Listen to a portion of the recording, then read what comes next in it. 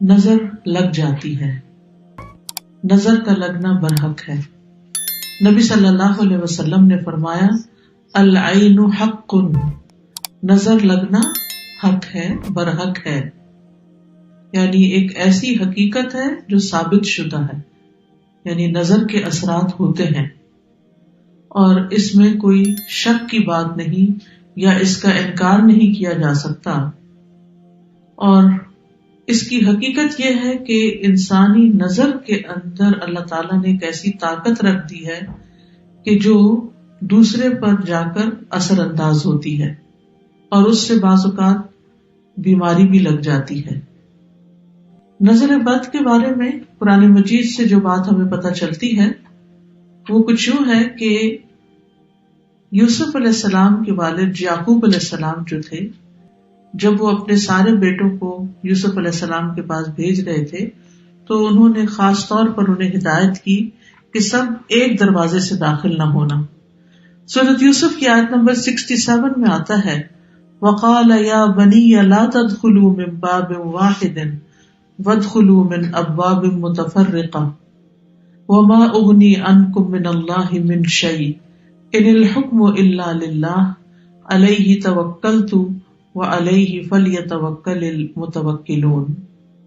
یعقوب علیہ السلام نے کہا اے میرے بیٹو، ایک دروازے سے داخل نہ ہونا اور الگ الگ دروازوں سے داخل ہونا، اور میں تم سے اللہ کی طرف سے آنے والی کوئی چیز ہٹا نہیں سکتا، یعنی اگر تمہیں نظر لگ گئی تو میں تمہیں کچھ کام نہیں آ سکتا۔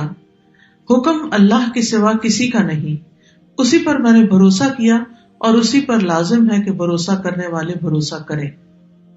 تو چونکہ ان کے یہ 11 بیٹے تھے کہ جو سفر پر روانہ ہو رہے تھے اور سبھی جوان تھے، تو آپ خود سوچیں کہ کسی گھر سے 11 جوان بیٹے نکلے تو لازماً سب کی نگاہوں میں آئیں گے، کسی شہر میں داخل ہوں، شکلیں بھی ملتی جلتی ہوں اور صحت مند بھی ہوں، تو یہ دوسروں کے لیے ایک حیرت کی بات ہوتی ہے، تو جس سے انسان متاثر ہو سکتا ہے۔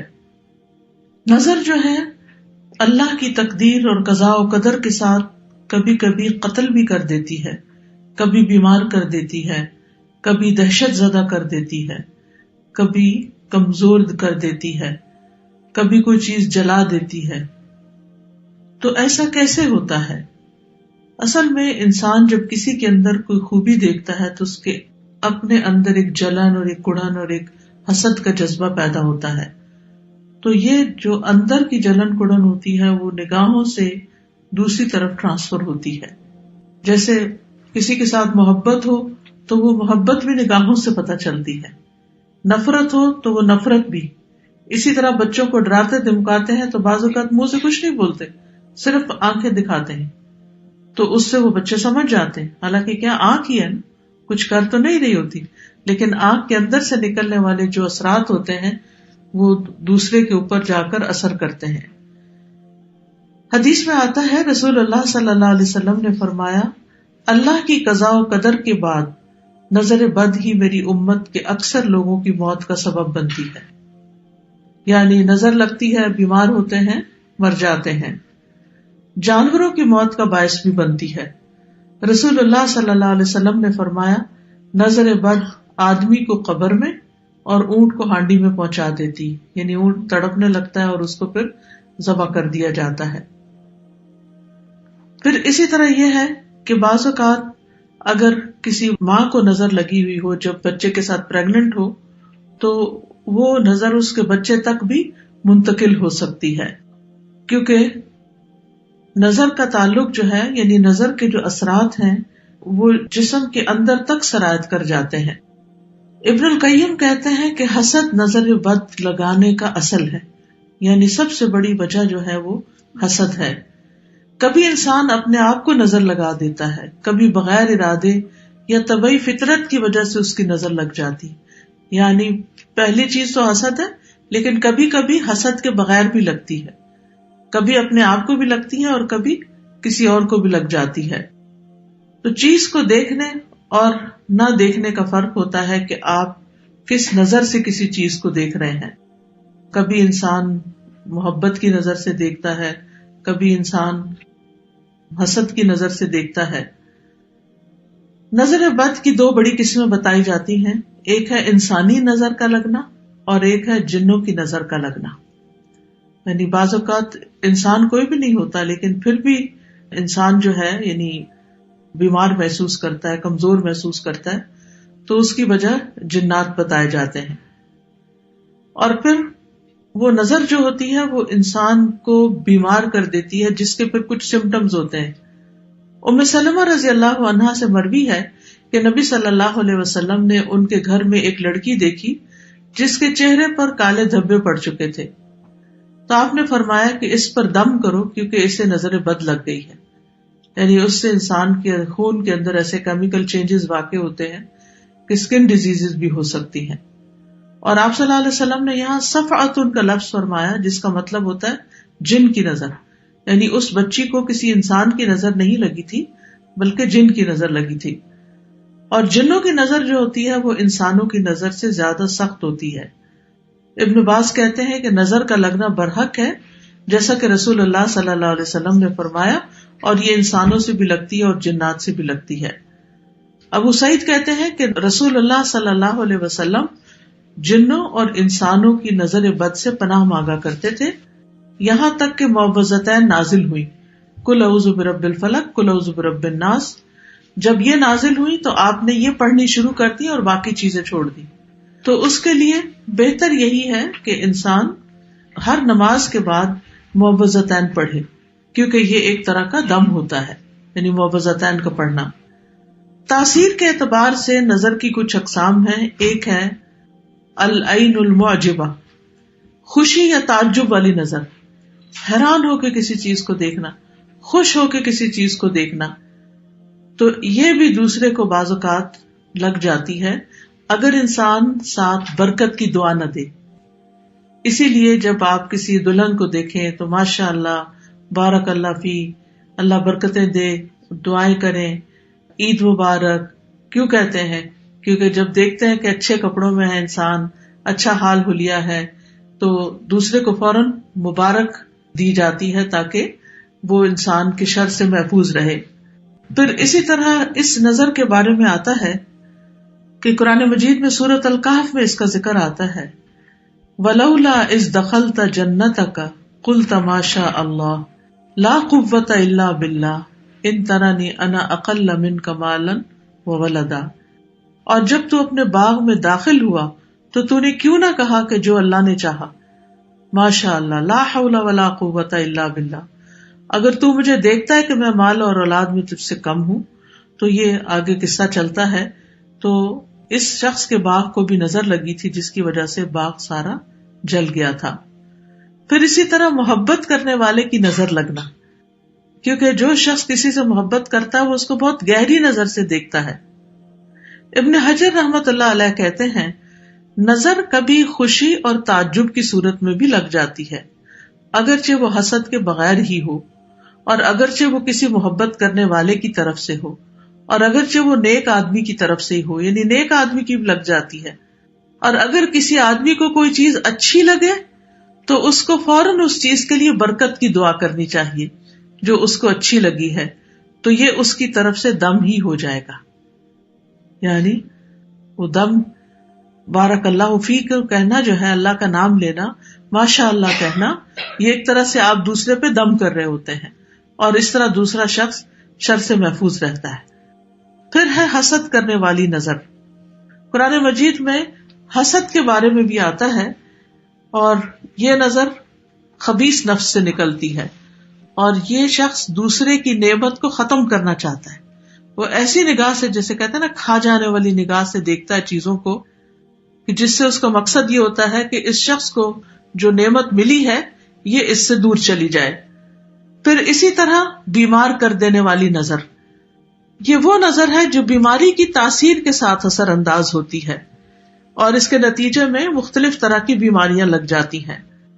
ابو ذر رضی اللہ عنہ کہتے ہیں کہ رسول اللہ صلی اللہ علیہ وسلم نے فرمایا, بے شک نظر بد آدمی کو اللہ کے حکم سے دیوانہ کر دیتی ہے.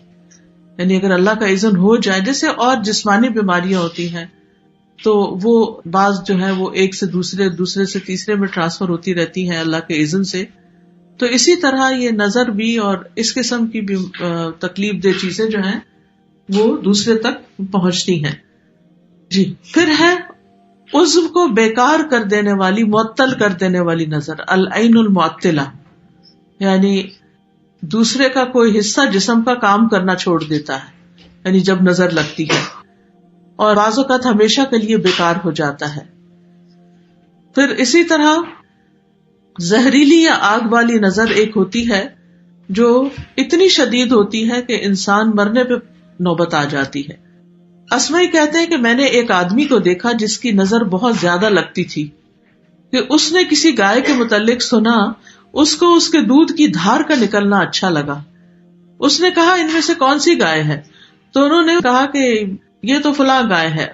اصل گائے کا نہیں بتایا تاکہ اس کو نظر نہ لگے. تو کہتے ہیں کہ دونوں کو ہی نظر لگ گئی.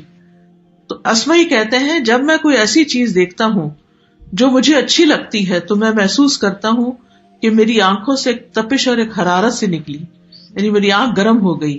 تو اس لیے اگر کبھی یہ محسوس ہو تو ساتھ ہی دوسرے کے لیے ماشاء اللہ، بارک اللہ، اس طرح کے لفظ جو ہیں، اور اردو میں بھی جیسے وہ دعا دے سکتے ہیں کہ اللہ تعالیٰ برکت دے، اللہ تعالیٰ ہر نظر سے بچائے، ہر شر سے بچائے، تاکہ دوسرا شخص جو ہے وہ اس تکلیف سے محفوظ رہے. تو نظر بد کی کچھ وجوہات ہوتی ہیں. سب سے پہلی بات یہ یاد رکھنی چاہیے نظر کے سلسلے میں کہ جو کچھ ہوتا ہے اللہ کے حکم سے ہوتا ہے، اللہ کے اذن سے ہوتا ہے. قرآن مجید میں آتا ہے ما اصاب من مصیبت الا باذن اللہ ومن یؤمن باللہ یہد قلبہ واللہ بکل شیء علیم.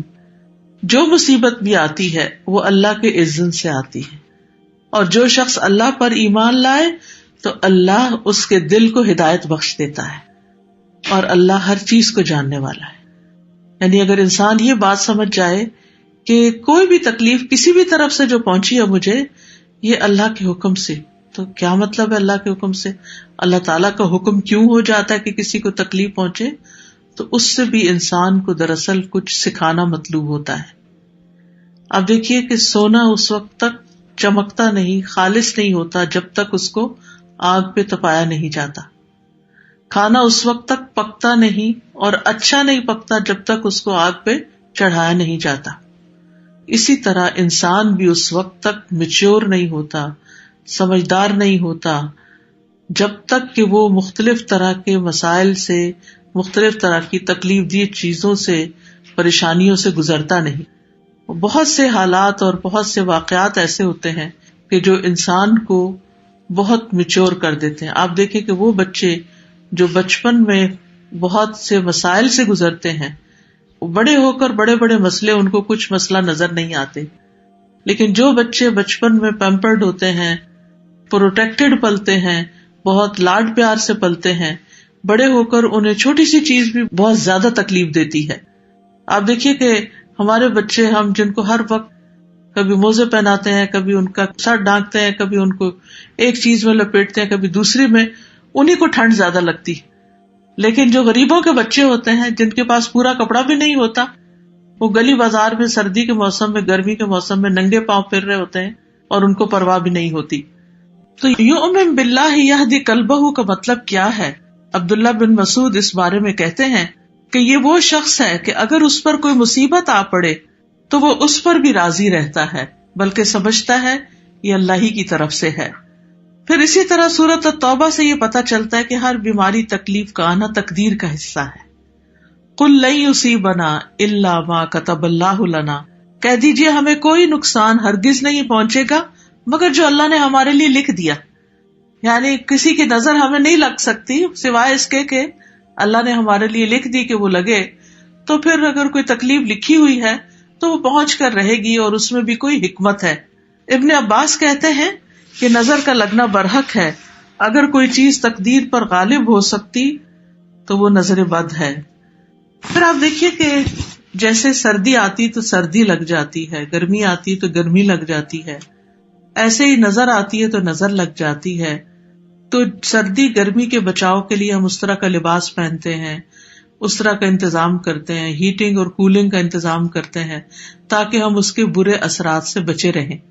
تو بالکل اسی طرح انسان کو ذکر اذکار، دعائیں اور تلاوت کا کثرت سے اہتمام کرنا چاہیے تاکہ نظر بد سے پروٹیکشن رہے، کیونکہ نظر لگانے والے کا کبھی تو نشانہ لگ جاتا ہے، کبھی خطا ہو جاتا ہے، اور کبھی سامنے ایسا بیریئر آتا ہے کہ وہ نظر وہیں جل کے بھسم ہو جاتی ہے۔ لیکن اگر کوئی شخص پروٹیکٹڈ نہیں ہے، پروٹیکشن اس کی نہیں ہوتی اذکار وغیرہ کے ذریعے، تو پھر وہ اثرات اس کے اوپر آ جاتے ہیں۔ اسی لیے جو کارڈ آج آپ کو دیا گیا ہے، اس میں ایسی دعائیں لکھی ہوئی ہیں کہ جن کو آپ پڑھ کر علاج کر سکتے ہیں۔